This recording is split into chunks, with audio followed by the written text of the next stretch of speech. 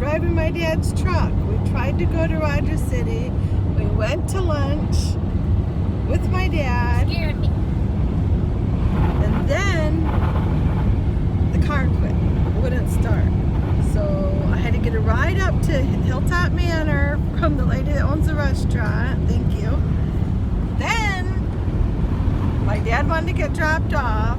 So now I had to take his truck back to Millersburg to get my car because he wouldn't ride because he's afraid he would get stranded. And now we got to go back and pick him up and take him to Alpena to his eye doctor appointment. And I don't know how we're going to get this car started. One heck of a day. What do you think, Savannah? It's a hell of a deal. Anything you want to say? No, I don't have any. How do you feel about this? Trying to jump stuff 2 or 3 times. Yeah, it's a lot of big deal to do it all, and it's cold. And it's raining out. It's raining. And now this old truck is like, it's like driving a tank, and it's so windy, and it's got like a cap on the back, and it's like whipping it around in the wind.